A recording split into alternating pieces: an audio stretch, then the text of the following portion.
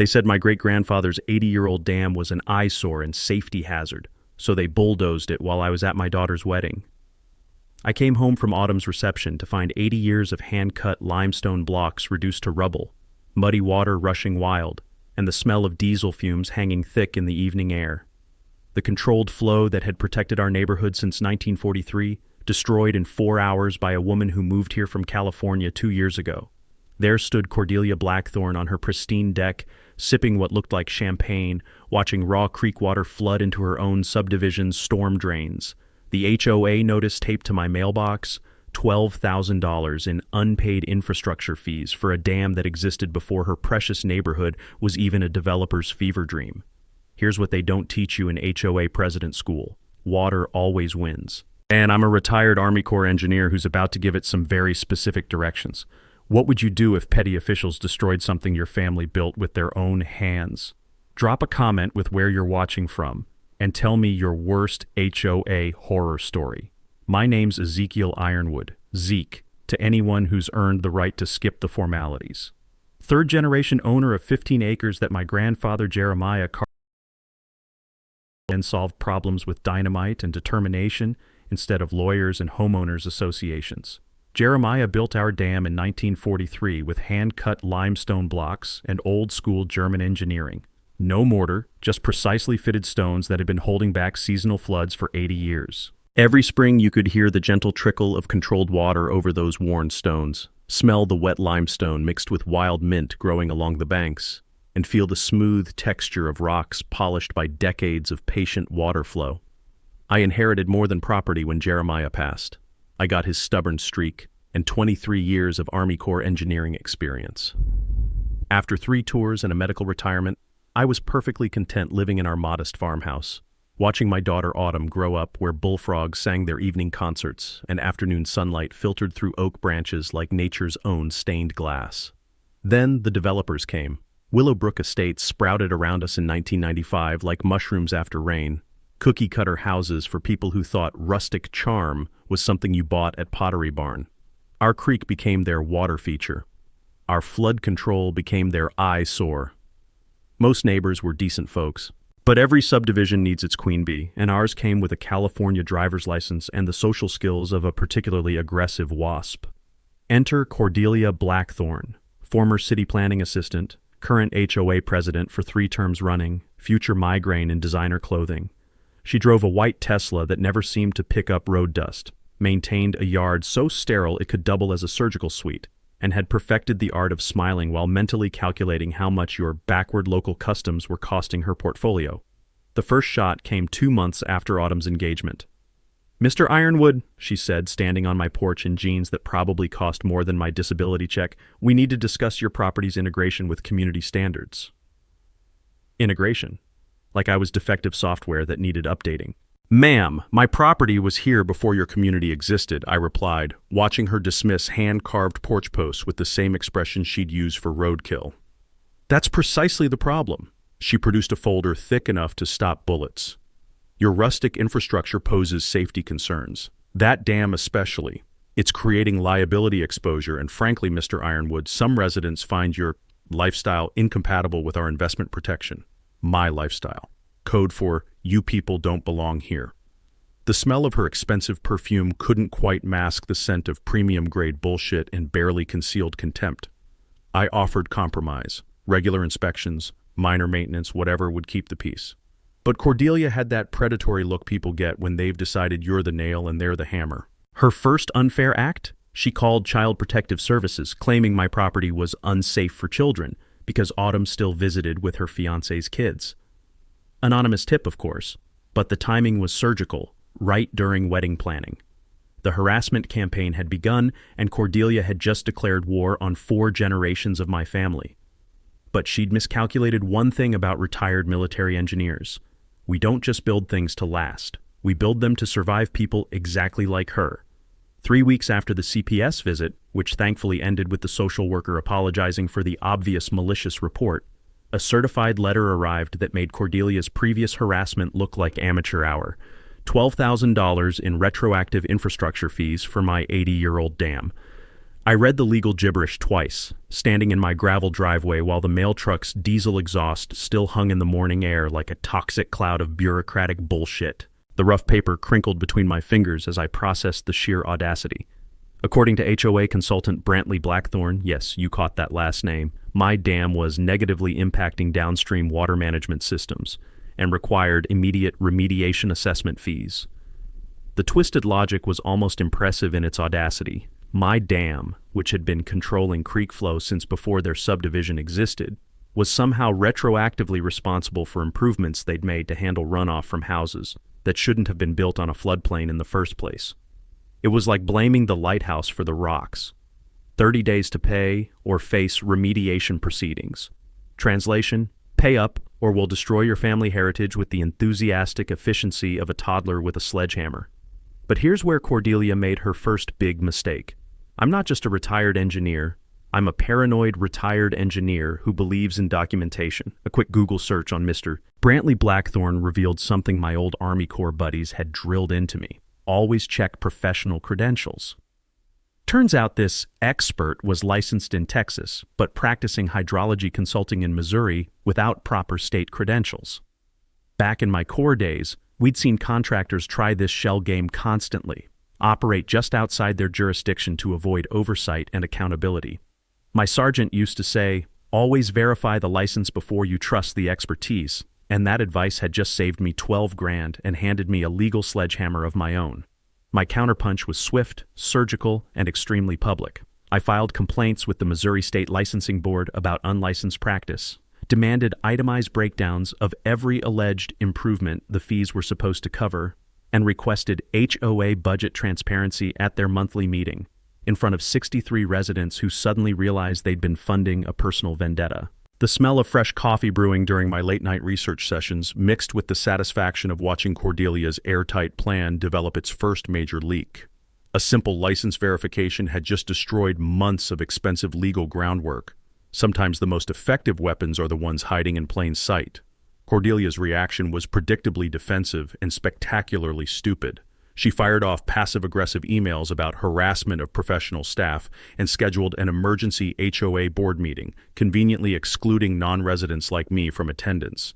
Because nothing says we're totally legitimate like secret meetings and defensive tantrums worthy of a reality TV show. But the damage was done and spreading like water through a cracked foundation. Longtime residents like Dalton Greystone, a retired teacher who'd lived here 30 years, started asking uncomfortable questions about why they were suddenly paying emergency assessments to fund legal battles they'd never voted on. Savannah Riverside, a widow on a fixed income, began showing up at my door with her own copies of suspicious HOA invoices and a growing suspicion that she'd been played. The community was fracturing along predictable lines, newer residents clutching their property value fears like life preservers, while old-timers quietly wondered when their neighborhood association had transformed into something that would make organized crime families blush with embarrassment at the amateur hour corruption. Anonymous social media harassment ramped up with the sophistication of middle school bullies armed with fake accounts. Someone was spreading rumors about dangerous veterans and unstable dam infrastructure, the digital equivalent of throwing spaghetti at a wall and praying for marinara sauce to stick. The sound of my boots on gravel as I walked to check my mailbox each morning had become a daily reminder that this was far from over. But now those footsteps carried the confidence of someone who just landed the first real blow in what was shaping up to be a very educational war. Cordelia's response to my licensing board complaint arrived faster than a tax audit on lottery winners. Apparently, nothing motivates HOA presidents quite like public embarrassment in front of people who actually pay their salary. Enter Pemberton and Associates, the kind of aggressive real estate law firm that makes ambulance chasers look dignified by comparison. Their letterhead was thick enough to armor a tank, and their first certified letter hit my mailbox with all the subtlety of a freight train carrying bad news and overpriced legal fees. The new claim? My dam created catastrophic liability exposure for the HOA, and I needed professional liability insurance or immediate removal proceedings would commence. The letter smelled like expensive cologne and pure desperation. Apparently, when your fake expert gets his license yanked, the next move is hiring real lawyers to make the same fake arguments with fancier vocabulary. But here's where my engineering background proved invaluable again. During my core days, I'd learned that the most dangerous opponent isn't the one screaming threats, it's the one quietly building a better mousetrap. So while Cordelia was carpet bombing my mailbox with legal intimidation, I was doing what engineers do best: systematic problem solving and meticulous documentation. The pressure campaign escalated with the efficiency of a military operation. Daily certified letters arrived like clockwork, each one ratcheting up the language and compressing the deadlines. County inspectors began materializing at inconvenient hours, always responding to anonymous safety concerns that read like Cordelia's greatest hits album. The local newspaper received a concerned citizen letter about aging infrastructure dangers, written in prose so overwrought it belonged in a soap opera script.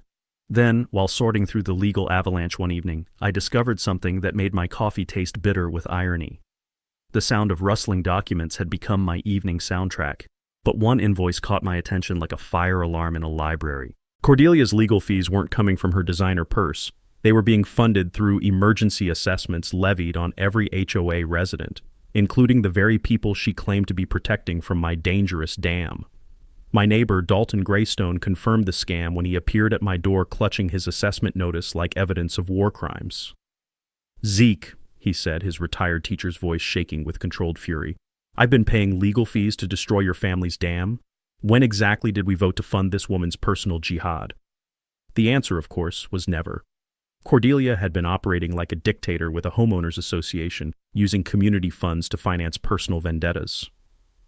In my military experience, we had a technical term for officers who abused their authority for personal gain. We called them candidates for court-martial.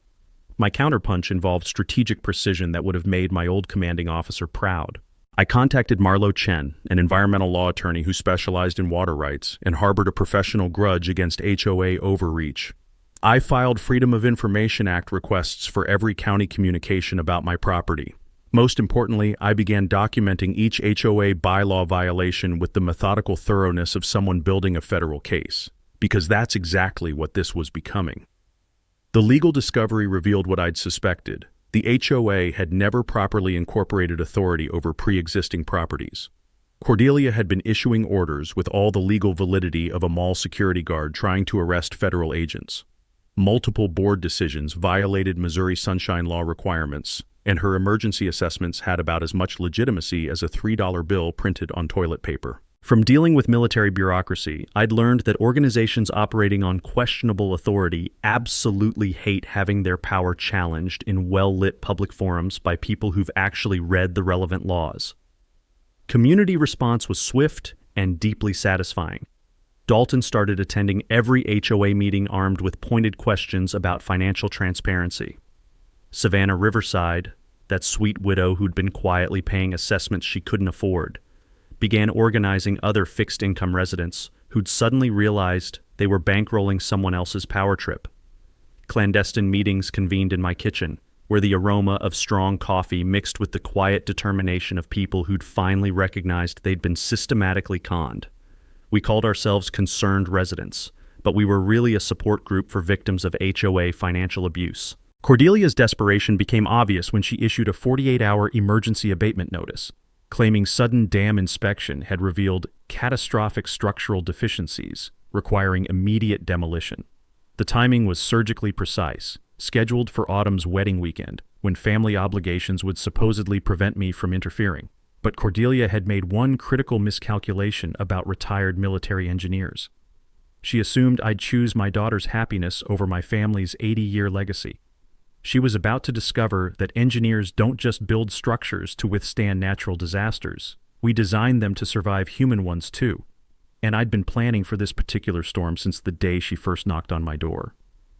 The morning of Autumn's wedding dawned crisp and clear, the kind of perfect October day that makes you believe the universe occasionally gets its act together. I was adjusting my dress uniform in the mirror, thinking about walking my daughter down the same path where 4 generations of Ironwoods had celebrated life's biggest moments, when the sound of heavy machinery shattered the morning peace like a wrecking ball through a cathedral.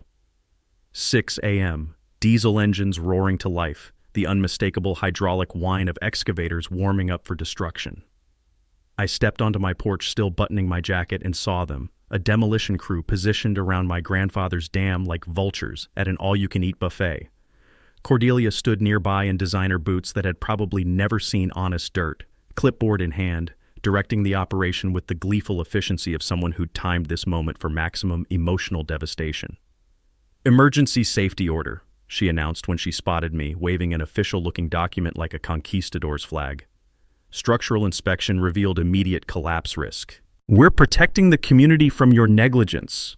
The crew had already positioned their equipment when I approached, my dress shoes crunching on gravel that would soon be mixed with 80 years of family history. The excavator operator looked about as comfortable as a vegetarian at a barbecue festival, probably because destroying someone's heritage while they're dressed for their daughter's wedding tends to make even hardened contractors question their career choices. "Ma'am," I said, keeping my voice level despite rage building like steam pressure in a boiler, "I'm going to need to see that emergency order and the inspection report that triggered it." Cordelia's smile had all the warmth of a tax audit. "The safety of this community takes precedence over your sentimental attachments, Mr. Ironwood. This structure is a liability we can no longer tolerate." That's when my engineering eye caught something that made my blood pressure spike. Her emergency order had dates that didn't match reality. The inspection supposedly triggering this urgent demolition had been conducted 3 weeks ago, and the work permit she was brandishing like evidence was actually an expired county authorization from an unrelated drainage project 6 months old. My counterpunch was immediate and public. "Folks," I called out to the growing crowd of early arriving wedding guests, "y'all might want to document this. Mrs. Blackthorne is about to commit what appears to be destruction of private property using fraudulent paperwork during a family celebration." But Cordelia had made one spectacular miscalculation in her timing. Today wasn't just my daughter's wedding. It was the day she'd invited 150 witnesses to watch her destroy my family's legacy, including retired Judge Clarence Whitfield and military chaplain Father Benedict Stone, both of whom understood the difference between legal authority and elaborate criminal theater. The first hydraulic claw bit into limestone that had weathered 8 decades of Missouri storms, and the sound was like civilization itself breaking apart. Clear water that had flowed controlled and peaceful since 1943 suddenly rushed wild and unrestrained, carrying away topsoil and decades of careful erosion control like nature's own revenge. Within 2 hours, what had taken my grandfather months to build was reduced to rubble and muddy chaos. The ceremony relocated to the church basement, Autumn's white dress hem stained with creek mud, and 150 wedding guests transformed into very angry witnesses to what looked increasingly like premeditated vandalism disguised as municipal authority. The texture of my daughter's muddy dress between my fingers, as I helped her navigate the chaos, felt like holding evidence of a war crime committed against my family's most sacred moment. But here's what Cordelia's California-bred arrogance hadn't anticipated. Midwestern wedding guests don't passively watch family heritage get bulldozed during celebrations. The entire guest list became instant advocates armed with smartphones, recording every moment of bureaucratic savagery timed for maximum cruelty. Judge Whitfield cornered me during the relocated reception, his weathered face grim with professional outrage. "Zeke, that wasn't a legal demolition. Emergency orders require specific protocols, and what I witnessed was either catastrophic incompetence or deliberate fraud with federal implications." Father Benedict offered something more valuable: connections to investigative journalists who specialized in government overreach stories.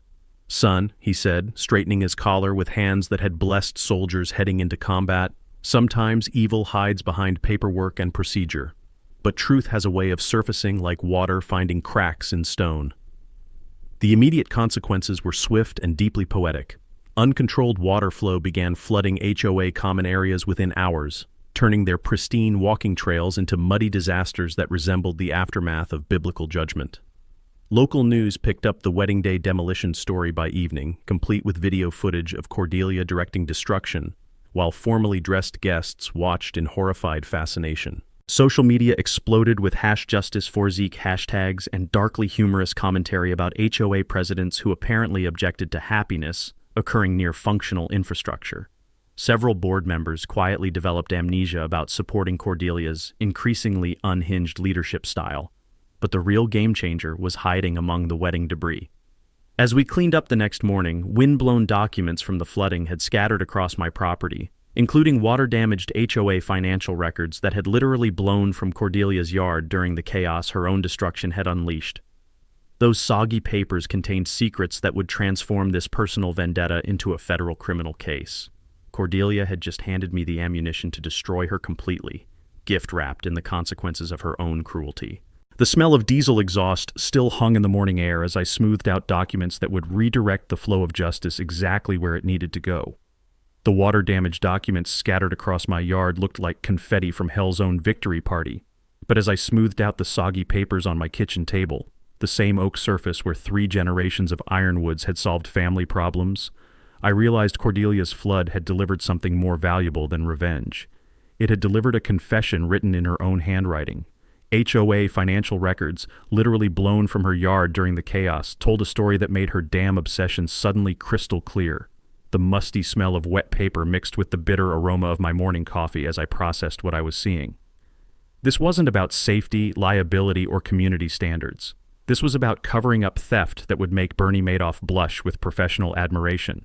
The first document stopped me cold, a bank statement showing the HOA's actual balance, negative $847,000.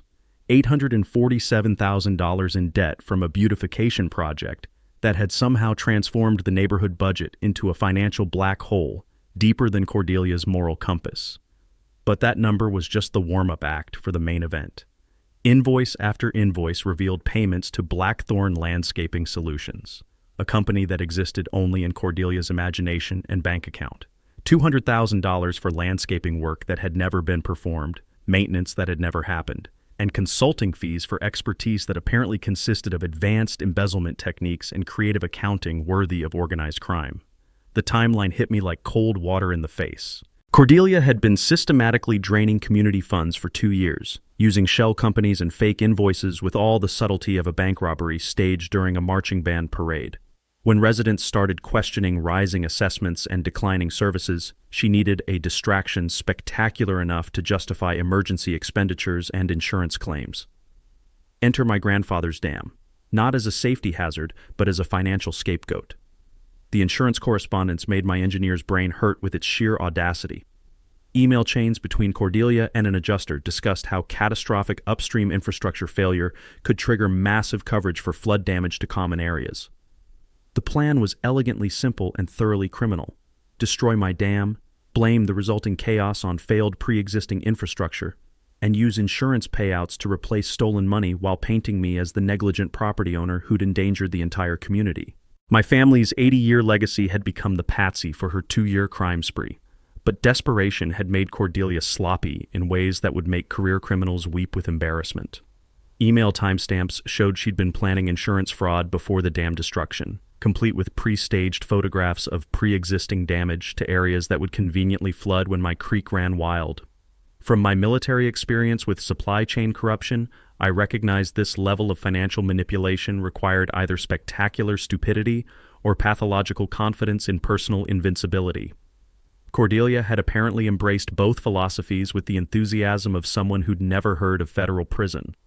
The smoking gun was buried in a folder marked Emergency Reserves, bank transfer records showing HOA funds flowing to offshore accounts in the Cayman Islands. Because nothing says legitimate neighborhood association, like international money laundering operations that would impress cartel accountants. Marlo Chen's assessment the next morning was swift and professionally devastating. Zeke, she said, spreading the evidence across her conference table like evidence from a federal task force. This isn't simple embezzlement. We're looking at wire fraud, mail fraud, insurance fraud, conspiracy, and money laundering. Federal prosecutors will be fighting over who gets to try this case. The power dynamic had just executed a complete reversal that would have impressed military strategists. I wasn't defending my property against HOA overreach. I was sitting on evidence that would send their president to federal prison for decades while recovering every stolen penny, plus punitive damages that would bankrupt her into the next geological era. But timing would determine whether we caught a thief or just scared away a flight risk. Exposing Cordelia immediately might trigger evidence destruction or an express flight to non-extradition countries. The smart play involved letting her continue digging while federal authorities built an escape-proof case. Judge Whitfield's federal connections proved invaluable for coordinating the investigation without alerting our target. "Son," he said, reviewing evidence with clinical precision honed by decades of judicial experience, "this woman has committed enough federal crimes to keep prosecutors busy until retirement, but we need to catch her actively moving money, not just holding proof of historical theft." The irony was delicious enough to serve at state dinners. Cordelia had destroyed my family's heritage to cover up stealing from the very neighbors she'd convinced to fund her legal war against me. Those same people would soon have front row seats to watching their trusted leader get arrested for robbing them systematically and creatively. Father Benedict captured the moment perfectly during our next kitchen strategy session. Evil has a tendency to consume itself, Zeke. Our responsibility is ensuring the community gets an unobstructed view of the consequences. My kitchen table had transformed into a war room that would have impressed Pentagon strategists, covered with evidence folders, legal documents, and enough coffee cups to caffeinate a small army. The smell of fresh brewing mixed with the satisfaction of watching a plan come together with the precision of Swiss clockwork operated by very angry engineers. The team assembled around that oak table represented everything Cordelia had catastrophically underestimated about small-town networks and military precision planning. Marlo Chen brought environmental law expertise and a personal vendetta against HOA corruption that burned hotter than asphalt in August. Judge Clarence Whitfield contributed federal connections and 4 decades of legal strategy refined by watching criminals who thought they were smarter than the Constitution. Father Benedict offered community organizing skills and the kind of moral authority that makes people confess sins they'd forgotten committing. Our resident intelligence network consisted of some impressively motivated neighbors. Dalton Greystone had access to HOA meeting minutes and the observational skills of someone who'd survived 30 years of middle school politics. Savannah Riverside tracked financial irregularities with spreadsheet precision that would make IRS auditors weep with professional envy. Preston Ashworth, the former board member who'd quit in disgust, had kept copies of everything because he'd seen this disaster coming from 3 fiscal years away.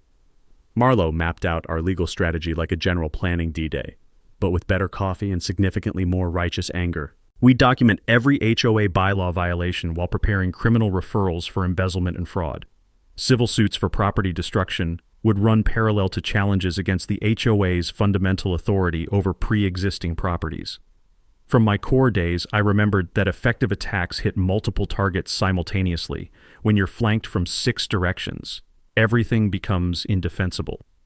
Judge Whitfield's forensic accounting contact agreed to audit HOA books with the enthusiasm of someone who specialized in finding money hidden by people who thought they were cleverer than mathematics.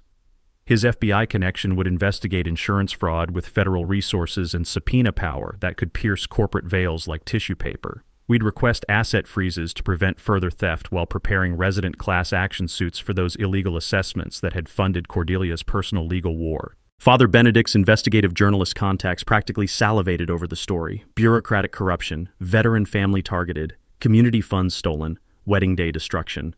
The media package wrote itself. Small-town David versus Goliath, except Goliath was embezzling money, and David had federal law enforcement backing his slingshot. Meanwhile, our neighborhood intelligence network operated with efficiency that would have impressed CIA handlers. Dalton's daily dog walks conveniently passed Cordelia's house, documenting suspicious contractor visits and luxury purchases that seemed remarkably inconsistent with her claims of HOA financial difficulties. The man could identify irregular spending patterns from 3 blocks away, which was either impressive investigative instinct or the natural result of decades spent managing school budgets. Savannah tracked every assessment notice and expenditure with spreadsheet precision that revealed patterns invisible to casual observation. Preston photographed evidence being removed from HOA offices during routine maintenance that looked suspiciously like systematic document destruction performed by people who'd never heard of obstruction of justice charges. We organized like a neighborhood watch program crossed with a federal task force, sharing intelligence through encrypted group texts and weekly coffee meetings that appeared completely innocent to outside observers. The beauty of small-town operations: nobody suspects the church ladies and retired teachers of conducting sophisticated financial investigations. Father Benedict's community healing meetings provided legal education disguised as pastoral care, teaching residents about property rights and HOA limitations they'd never realized they possessed. Judge Whitfield explained how financial mismanagement laws applied to volunteer board members who'd assumed their authority was unlimited. I led volunteer flood cleanup efforts, building goodwill while documenting ongoing damage from Cordelia's destruction with photographic evidence that would survive federal court scrutiny. The community response exceeded our most optimistic projections. People who'd been afraid to question authority discovered courage in numbers, and residents who'd felt isolated realized they weren't alone in their suspicions about HOA financial management.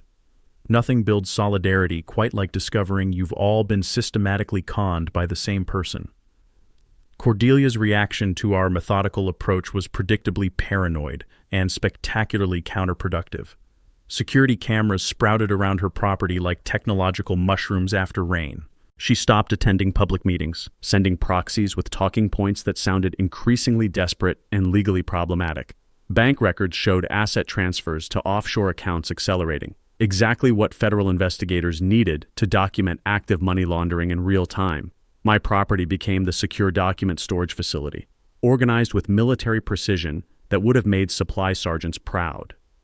Digital copies lived at Marlowe's law firm under attorney-client privilege. Physical evidence went into Judge Whitfield's personal safe with chain of custody documentation that could satisfy Supreme Court evidence requirements. Every document was photographed, every transaction traced, every communication recorded with legal precision that transformed amateur-hour neighborhood corruption into federal felony charges backed by evidence that could survive appellate review. The sound of my printer humming late into the night became the soundtrack of justice being methodically assembled, one damning document at a time. From military logistics experience, I knew the critical details that would seal this case. HOA board members faced personal liability for financial mismanagement, information that would motivate cooperation when federal investigators started asking pointed questions. Property destruction required both criminal prosecution and civil recovery to ensure complete accountability. Insurance fraud carried 10-year federal sentences that made plea bargaining very attractive for anyone smart enough to realize their position was hopeless. Our preparation was reaching critical mass, with federal authorities coordinating arrest timing while we maintained community education and evidence preservation. Cordelia had no idea that every day she delayed surrender was another day of evidence accumulation that would make her eventual sentence exponentially worse. The creek kept flowing over the rubble of my grandfather's dam, carrying the promise that justice flows toward those who forget that water always finds the lowest point. And in this case, that was going to be a federal courthouse with very uncomfortable seating. Cordelia's discovery that her missing financial documents had blown straight into enemy hands triggered a meltdown that transformed months of calculated harassment into weeks of increasingly desperate criminal activity. Her first move proved that panic destroys judgment faster than water erodes limestone. She broke into my property at 2 a.m, searching for documents that were already safely locked away. My trail cameras captured every moment of her amateur burglary attempt, including the 5 minutes she spent cursing at my garden hose after tripping over it like some kind of vengeful yoga instructor. The footage was simultaneously hilarious and disturbing. Cordelia, in designer athleisure gear, wielding a flashlight while attempting stealth operations that would have embarrassed drunk teenagers. But watching someone desperate enough to commit felonies on camera tends to kill the comedy pretty quickly. Her sabotage campaign escalated with all the subtlety of a marching band practicing in a library. Social media posts appeared questioning my mental stability and spreading rumors about dangerous veteran behavior that read like they'd been written by someone whose entire knowledge of military service came from action movies and political attack ads. The harassment crossed every line civilized society pretends exists. Anonymous complaints to the VA questioning my disability benefits. False reports to child services claiming unsafe environment for grandchildren who visited maybe twice a month. She even attempted to challenge Autumn's marriage license, claiming fraudulent venue because the ceremony had been relocated due to her own destructive actions. But Cordelia's desperation produced one gift that perfectly illustrated how panic makes smart people do impossibly stupid things. She hired a private investigator to find dirt on our coalition members, someone named Roland Grimm, who asked very professional questions about our conspiracy against community leadership. What Cordelia didn't realize was that Roland Grimm was FBI agent Roland Grimm, already investigating HOA financial crimes when she'd essentially paid federal law enforcement to strengthen their case against her. Sometimes irony is so perfect it feels like divine intervention with a sense of humor. My counterpunch involved the kind of methodical documentation that drives desperate criminals toward increasingly reckless behavior. Every harassment attempt was recorded, photographed, and filed with appropriate authorities. Trail cam footage of her breaking and entering went to local police and federal investigators. Her social media rants were preserved like evidence in a museum dedicated to self-incrimination. The community response was swift and decisive. Residents who'd been neutral about our troublemaking suddenly realized that someone willing to break into neighbors' homes and file false reports against veterans might not represent ideal community leadership. Several HOA board members resigned rather than risk legal exposure for enabling escalating criminal behavior. Local news coverage was less flattering than Cordelia had probably anticipated when she'd first courted media attention. HOA president's public breakdown made for compelling television, complete with security footage and social media screenshots that painted an unflattering portrait of suburban authority gone completely off the rails. The bribery attempt happened at Murphy's coffee shop on Main Street, where Cordelia arrived with the desperate confidence of someone who'd confused criminal conspiracy with business negotiation. "Mr. Ironwood," she said, sliding an envelope across the scarred wooden table like we were conducting some kind of spy movie transaction, "I believe we can resolve this unfortunate misunderstanding. $500,000 for those documents, and we can all move forward from this regrettable situation." The smell of fresh coffee, mixed with her expensive perfume and the unmistakable scent of pure desperation as she offered to purchase evidence of her own crimes with money that almost certainly belonged to the neighbors she'd been systematically robbing. What made the moment particularly satisfying was the recording device Agent Grimm had suggested I carry, because apparently desperate criminals often provide better evidence than trained investigators can gather through months of surveillance. The quality of her recorded confession would have impressed federal prosecutors who specialized in financial crime cases. Agent Grimm later told me that Cordelia had inadvertently committed 3 additional federal crimes during our 15-minute coffee meeting, including bribery, attempted obstruction of justice, and conspiracy to commit evidence tampering. Professional criminals spend years learning to avoid such efficient self-incrimination. Cordelia's final desperate gambit involved liquidating remaining HOA funds while planning to flee the country before arrest. She'd booked flights to nations without extradition treaties, transferred assets to accounts already under federal surveillance, and scheduled one last emergency board meeting to transfer authority to her hand-picked successor. Agent Grimm's evening updates became our daily entertainment. Cordelia was essentially following a criminal activity checklist designed by law enforcement to make federal prosecutions easier, while apparently believing she was executing some kind of brilliant escape strategy that would confuse investigators who'd been tracking financial crimes since before she'd discovered offshore banking. The sound of my phone buzzing with intelligence updates had become as regular as evening news broadcasts, except significantly more entertaining and featuring much better character development. Each desperate move was another piece of evidence in what was becoming a federal prosecutor's dream case. The texture of growing evidence files under my hands felt like watching compound interest accumulate, while Cordelia's desperation accelerated toward the kind of public confrontation that would make her wedding day destruction look like a minor etiquette violation. Water keeps flowing downhill, carrying debris toward inevitable destinations, and Cordelia was rushing toward consequences she'd spent months trying to avoid but was now approaching with the efficiency of someone who'd mistaken frantic activity for strategic thinking. The creek still ran wild where my grandfather's careful engineering once controlled its flow, but soon it would carry something more valuable than water toward justice. It would carry the truth about what happens when petty authority meets federal accountability. Cordelia's last stand began with a propaganda campaign that combined the subtlety of a car alarm with the accuracy of a blindfolded dart thrower. Professional flyers appeared throughout the neighborhood featuring stock photos of concerned families and headlines screaming, "Protect our community from violent extremists." The messaging was almost artistic in its complete separation from observable reality.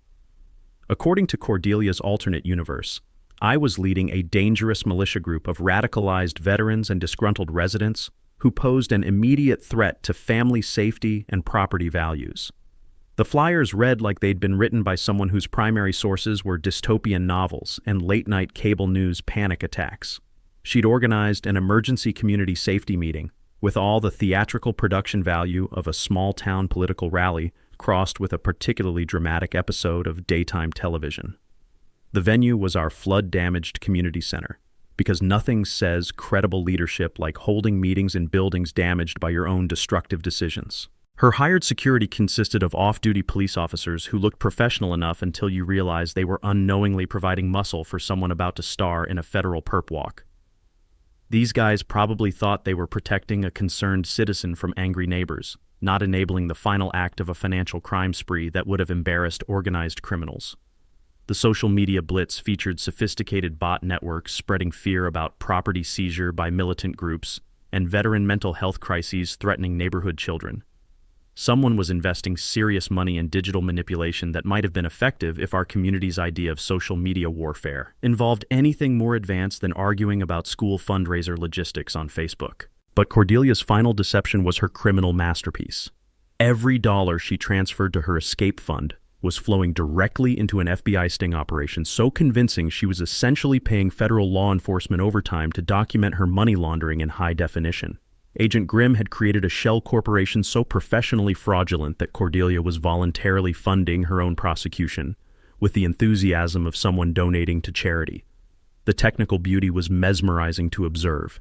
Each transaction triggered automatic federal documentation.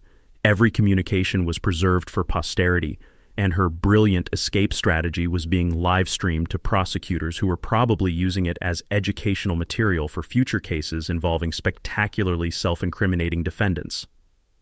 Meanwhile, our coalition's preparation proceeded with the quiet efficiency of people who'd learned that the best revenge is competently executed justice. FBI agents positioned themselves throughout the community disguised as concerned residents who'd coincidentally decided to attend a neighborhood meeting while carrying federal arrest warrants, and probably wondering if all small-town criminals were this cooperative.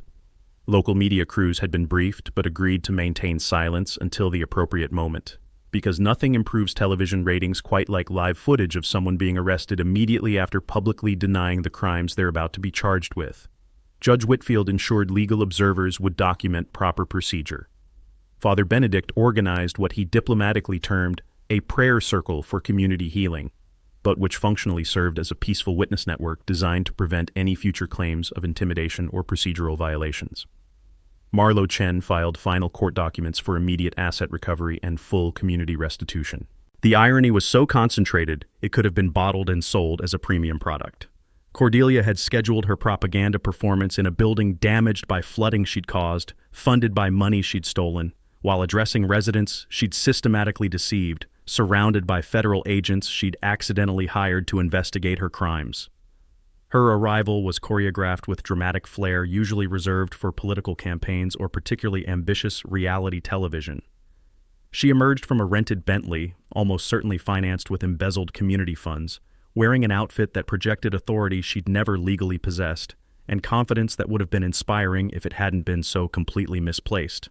The private security detail looked impressively professional until you considered they were essentially escorting their client to her own arrest ceremony. These officers had no idea they were providing protective services for someone whose evening plans included federal custody and a very uncomfortable conversation about constitutional rights.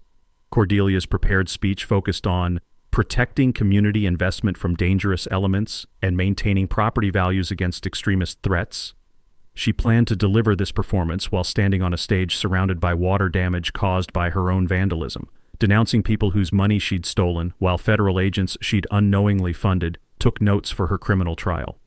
Agent Grimm later revealed that Cordelia had spent the morning finalizing arrangements to flee the country immediately after the meeting, apparently believing she could orchestrate one final public relations victory before retiring to a beach somewhere with weak extradition policies and strong banking privacy laws. Her optimism was either deeply inspiring or profoundly disturbing, depending on your perspective regarding criminal psychology. Community division was visible as residents entered the damaged building.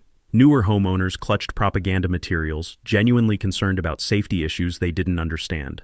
Long-term residents carried photographs of flood damage and copies of suspicious assessment notices, representing years of accumulated frustration finally approaching resolution. Children's drawings of my grandfather's dam still decorated the walls, artwork created during school visits before Cordelia's destruction, showing clear water flowing peacefully through limestone channels that no longer existed. The contrast between innocent memories and present chaos provided visual testimony to what her community improvement efforts had actually accomplished. The smell of mildew from uncontrolled flooding mixed with nervous anticipation as people filled folding chairs arranged for what would become a live demonstration of how federal justice handles small-town financial crimes. Sometimes the universe provides entertainment so perfectly scripted, it feels like divine comedy written by someone with access to surveillance footage and a particularly dark sense of humor. The Willowbrook Community Center had never hosted anything quite like Cordelia's final performance.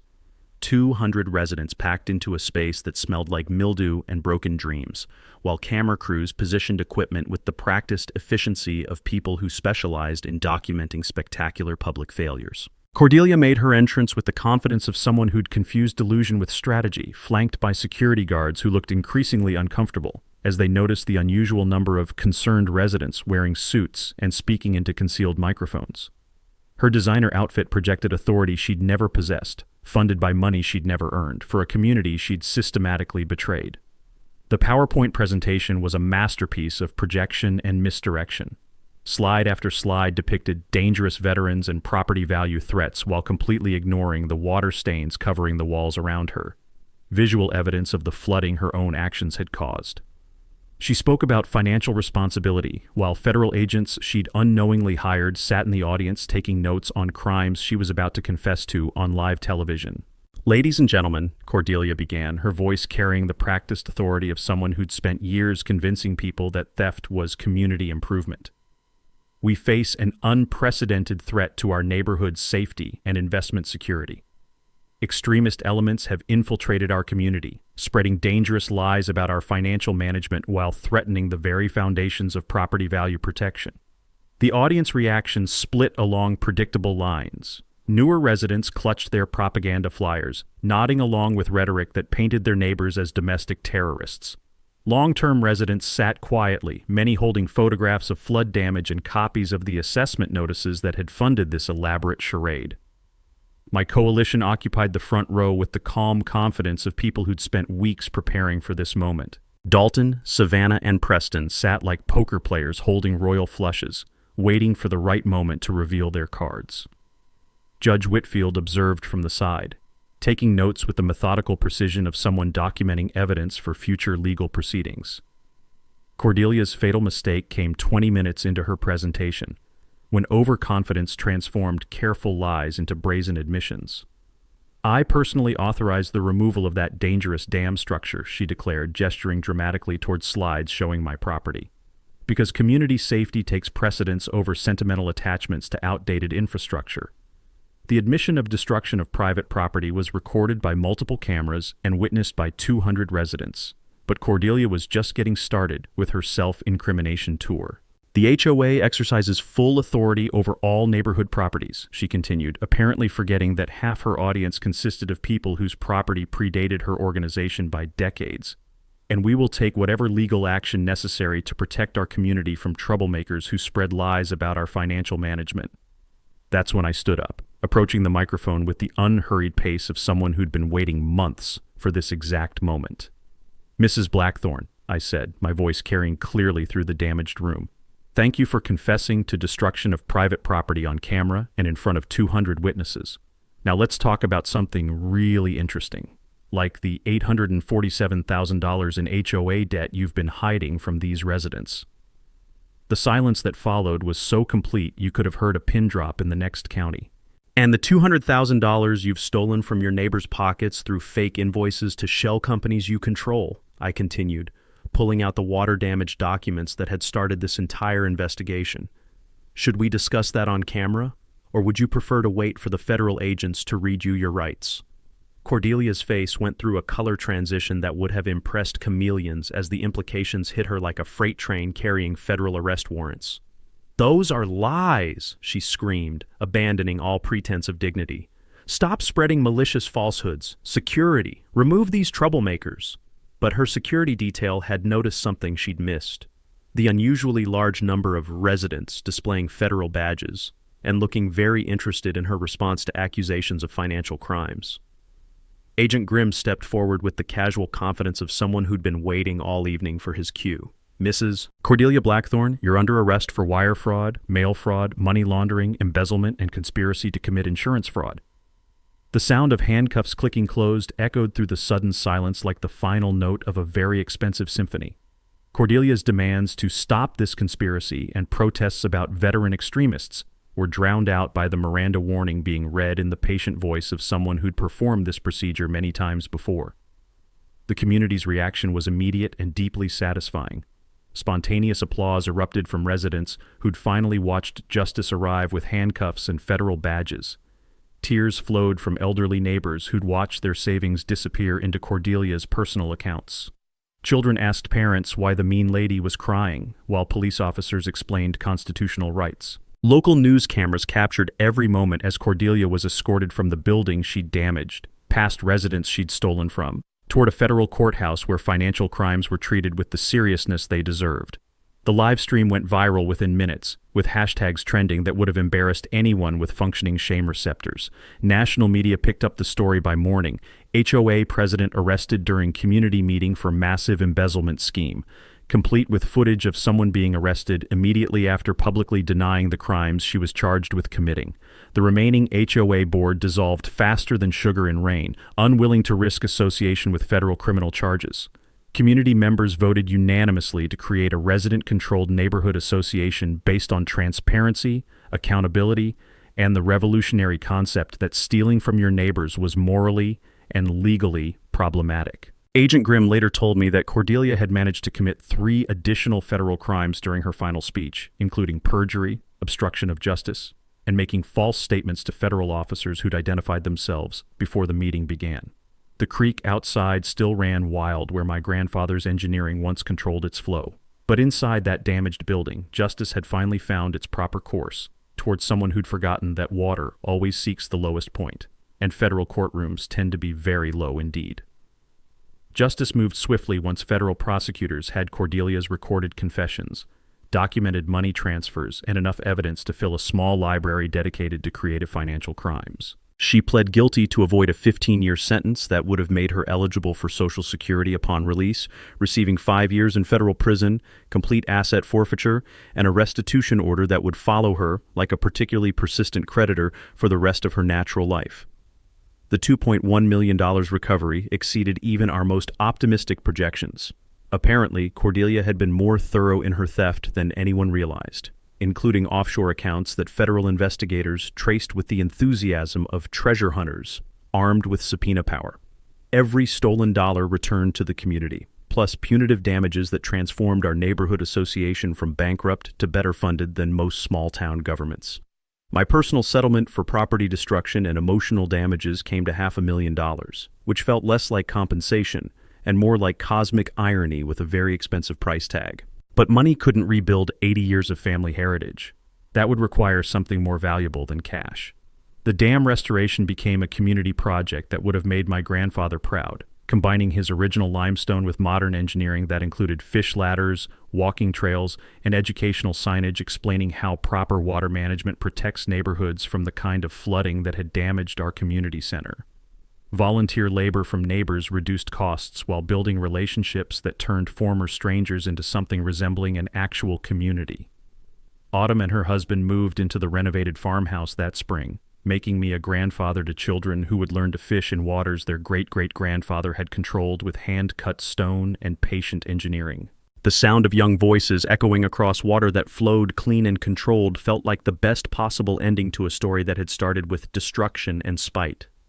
The Willowbrook Neighbors Association replaced the HOA with democratic voting, transparent budgets, and monthly potluck meetings that actually brought people together instead of driving them apart. Property values increased when potential buyers realized they could purchase homes in a community run by residents instead of aspiring dictators with access to legal fees and offshore banking. We established the Ironwood Veterans Foundation for PTSD counseling, using Cordelia's restitution payments to provide services for military families dealing with the kind of bureaucratic harassment that had nearly destroyed mine.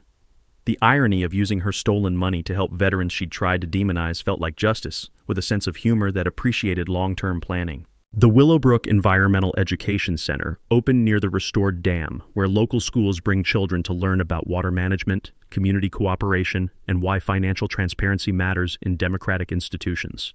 Teacher-led field trips include hands-on lessons about engineering, environmental protection, and how ordinary citizens can fight corruption when they work together with proper documentation and federal assistance.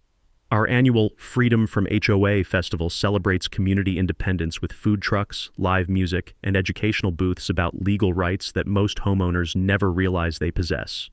Local attorneys provide free consultations about association bylaws, state oversight requirements, and when HOA authority crosses into criminal territory that requires federal attention.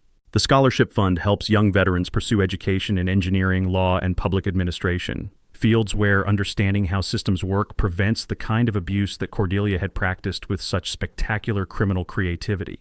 Recipients learn that the best defense against corruption is citizens who understand their rights and aren't afraid to document violations with legal precision. Father Benedict's community organizing efforts spread beyond our neighborhood, helping other subdivisions identify financial irregularities and challenge illegal assessments.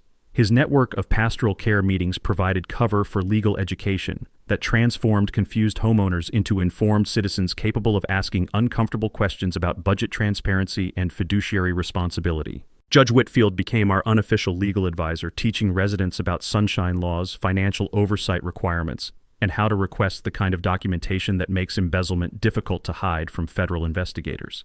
His monthly workshops attracted audiences from surrounding counties who'd heard about our successful resistance to HOA overreach. Marlo Chen established herself as the region's leading expert on community legal rights, representing neighborhoods across Missouri in cases involving financial mismanagement, illegal assessments, and unauthorized property destruction. Her success rate attracted national attention to legal strategies that had transformed our local victory into a template for fighting suburban corruption. The ripple effects exceeded anything we'd anticipated when this started as a fight to save one family's dam. Missouri legislature passed HOA reform requiring independent financial audits, sunshine law compliance, and criminal background checks for board members. Other states began investigating their own association oversight requirements after seeing how easily financial crimes could hide behind community improvement rhetoric.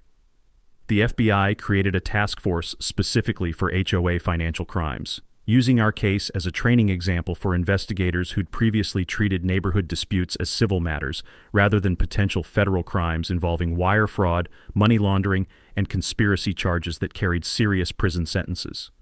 The final scene played out exactly where it should have, at the restored dam where 4 generations of my family had celebrated life's important moments. Autumn's first anniversary renewal ceremony brought together everyone who'd helped transform personal vindication into community healing, with clear water flowing over new limestone that incorporated stones from my grandfather's original engineering. Judge Whitfield performed the renewal ceremony while Father Benedict blessed water that flowed controlled and purposeful toward neighborhoods protected by proper engineering and transparent governance. Children who'd drawn pictures of the destroyed dam now played along banks where environmental education merged with family legacy in ways that felt like the future my grandfather had envisioned when he'd first placed stone upon stone with patient precision. Sometimes the best revenge isn't getting even. It's building something better than what they tried to destroy. Standing up to bullies doesn't just save your own property when you do it right. It saves entire communities from people who mistake authority for permission to steal from their neighbors. Share your own HOA horror story in the comments. You might help someone else fighting similar battles against financial corruption disguised as community improvement. Subscribe for more stories about ordinary people defeating corrupt systems, because justice isn't just for lawyers and politicians. It's for anyone willing to document evidence and demand accountability from people who've confused elected positions with criminal opportunities. Next week, the city council that tried to seize a family farm for a shopping mall development, and how one stubborn farmer used a 200-year-old property law to turn eminent domain proceedings into a federal investigation of municipal corruption that reached all the way to the state capitol. The creek flows clear over restored stone, carrying promises that water always finds its proper course when good people refuse to let corruption dam the flow of justice toward where it belongs.